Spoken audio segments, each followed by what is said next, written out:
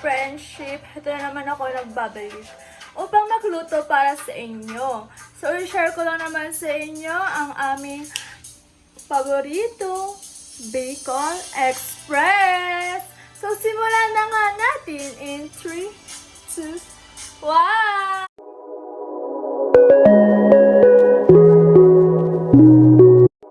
Ito po ating mga ingredients. Number 1 is bawang. Kasi ang bawang is good for the health. So, ang pangalawa natin ay sibuyas.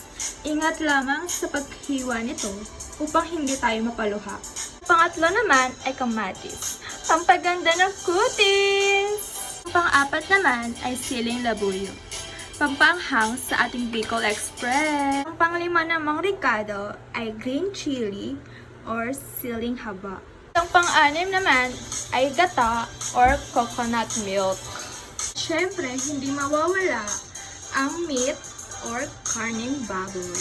Ang last nating ricado ay alamang. Ito ang ating pampalasa. So, nakahanda na po lahat ang ating mga ingredients. So, halina at magluto na tayo.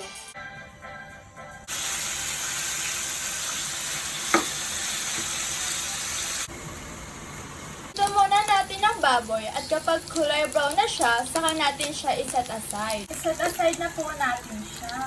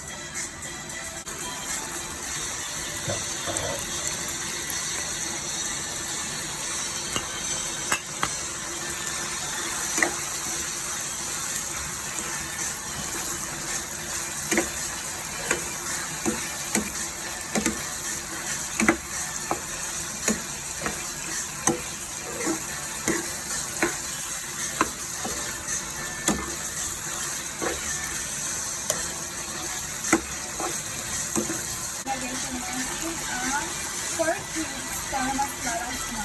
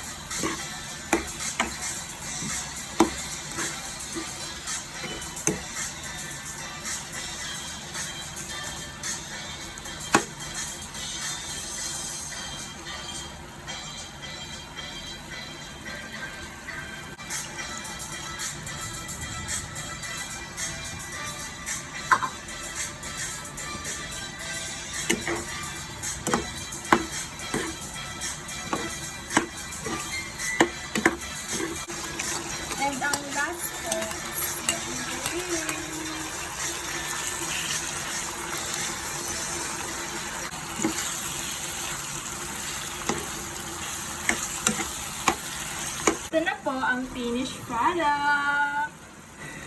Amoy pa lang, sulit na.